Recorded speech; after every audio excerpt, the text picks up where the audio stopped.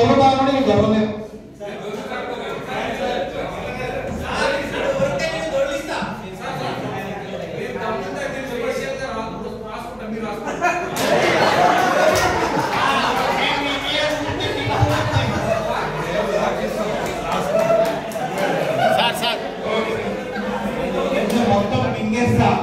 నేను చెప్తా సార్ నేను చెప్తా సార్ ఒకటి సార్ 10 రోజులైనా మేము ఇలానే స్టిప్ గా స్లిమ్ గా ఉంటాము, మీరు 2 రోజులకే మాడిపోతారు.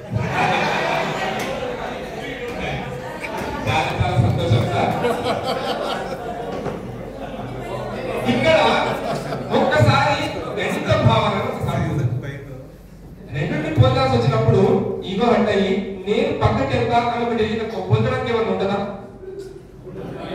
తనొకటి ఈగో హట్ అయ్యి టమాటో ఫీల్ అంటే నేను ఉంటా, నేను వెళ్ళిపోతాను, వెళ్ళిపోయిందే అనుకోండి, టమాటో ఒకటే వెళ్ళినప్పుడు పోల్చడానికి ఏమన్నా ఉంటుందా? అదే ఉంది కాబట్టి పొందడం ఫీల్ పెరిగినా తగ్గినా ప్రపంచంలో ఒకటే ఏం లేదు. కాబట్టి పోల్చాలంటే 2 వస్తువులు ఉండాలి. పాయింట్ రెండింటి మధ్యలో పోల్చాలి అన్నప్పుడు ఏది గ్రేటు అని అడగడం ఫస్ట్ వేస్ట్ ప్రశ్న. ఎందుకంటే టమాటా చేసే పని మిరపకాయ చేయలేదు, అలాగే మిరపకాయ చేసే పని టమాటా కూడా చేయలేదు. కాబట్టి రెండుని పోల్చడం అనేది రాంగ్ ప్రశ్న. మరి పోల్చలేమా అంటే పోల్చడానికి కొన్ని అవకాశాలు ఉన్నాయి. ఫర్ ఎగ్జాంపుల్ రెండింటిలో కామన్ మార్చాలి, మీరు చెప్పిన దాంట్లో ఉన్నాయి. రెండుని బరువును పోల్చవచ్చు. ఇది 100 గ్రాములు, అది 5 గ్రాములు, 100:5. కాస్ట్ ను పోల్చవచ్చు. ఏమని? ఇది 10 రూపాయలు, అది 2 రూపాయలు. షేపు అండ్ సైజ్ ను పోల్చవచ్చు. Right sir? పీసులు కంటే ఎన్ని పీసులు అవుతాయి, పీసుల సంఖ్యను పోల్చవచ్చు. అంటే ఇక్కడ నేను చెప్పాలనుకుంటున్న ఉద్దేశం ఏంటంటే, ఒక విద్యార్థి సజాతి రాసుల మధ్య పోలిస్తేనే నిష్పత్తి వస్తుంది అని నేను చెప్పాలన్నాను అనుకోండి. ఈ యాక్టివిటీ చేసిన తర్వాత చేస్తే ఆ విద్యార్థి మర్చిపోతాడా, గుర్తుపెట్టుకుంటాడా?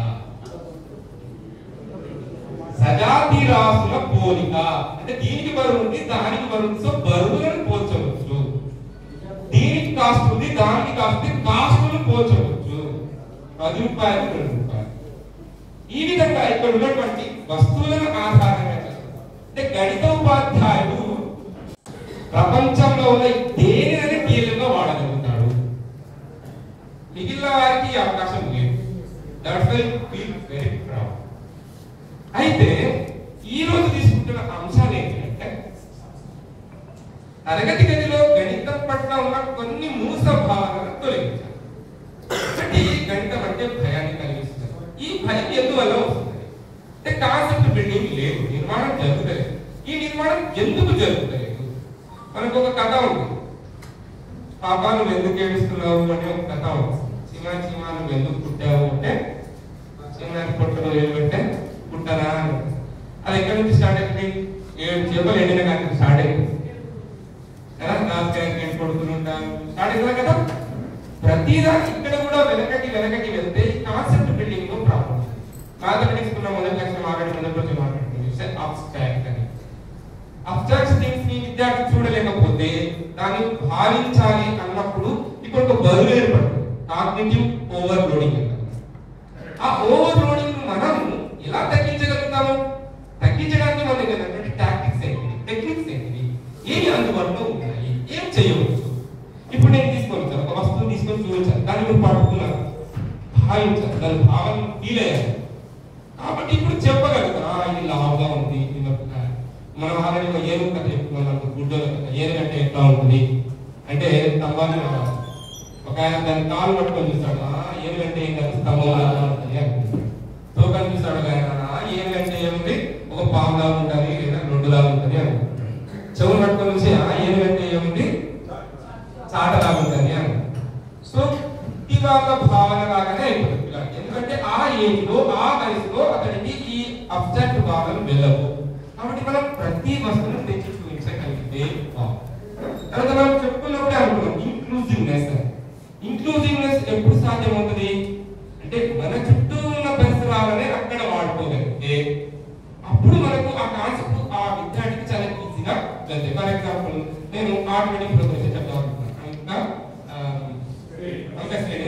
చెప్దామని అనుకున్నాం అనుకోండి. దీన్ని మేము ఎట్లా చెప్పాలి, ఎందుకు ఈ నంబర్ వరుసగా వస్తున్నాయి, ఇది ఎందుకు పెరుగుతున్నది, ఇది లాజికల్ థింకింగ్. మ్యాథమెటిక్స్ లో ఉండేది లాజికల్. అది చెప్పుకుని డైరెక్ట్ నంబర్ వేసినాం, ఈరోజు 5 రేపు 10 రేపు 15 ఎందుకు వస్తున్నాయి ఈ నంబర్ అని పిల్లలకి మైండ్ డౌట్ కూర్చుంది అనుకోండి. నేను తర్వాత చెప్పేది ఇది కూడా కూర్చొని కదా మైండ్ ఆల్రెడీ ఇప్పుడు కూర్చుంది, ఇది ఎందుకు రాస్తున్నాడు, ఈ తర్వాత ఇది ఎందుకు వచ్చింది అంటే మీరు అంటసేపు అంటాను, అది అంటాను, ఇది అంటాను అని చెప్పడం.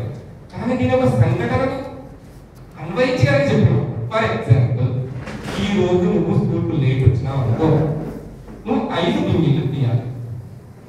రేపు కూడా లేట్ వస్తే 10 తీయాలి. ఎల్లుండి కూడా లేట్ వస్తే 15 తీయాలి. 4వ రోజు వస్తే ఎన్ని తీస్తావు చెప్పు?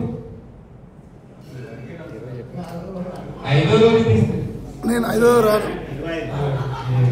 ఈ రోజు ఫస్ట్ వస్తే 5 లడ్లు ఇస్తాను, రేపు వస్తే ఇంకో 10 లడ్లు ఇస్తాను, ఎల్లుండి వస్తే 15 లడ్లు ఇస్తాను అన్నాడు అనుకో. అంటే మన విద్యార్థులకు ఇంకా చాలా విషయం చెప్తాం లేండి. అన్ని నువ్వు ఒకటిగా పంచుకొని తిను, మంచిని పంచాలిగా చెప్తాం, చెడులు పెంచాలిగా, మంచిని పంచాలిగా చెప్పాలి కదా. నువ్వు సంపాదించిన ఆస్తంతా నువ్వు కూడా పెట్టుకుంటే బాగుంటుందా? 10 మందికి పంచాలి, 15 లడ్లు ఒకడైతే సుధరించుకుందాం కూడా చెప్పాలి. కాబట్టి ఈ భావనలన్నీ చెప్పాలంటే ఇలా స్టోరీ టెల్లింగ్ ద్వారా మన కొన్ని టాక్టిక్స్. అసలు ఫస్ట్ అంకగణితంలో మనకి చాలా హార్డ్ అనిపించే భావనలు ఏంటి, ఏమేమి వస్తుంటాయి ఒకసారి మనం లిస్ట్ చేయగలుగుతాం. ఇప్పటికిప్పుడు 6, 7, 8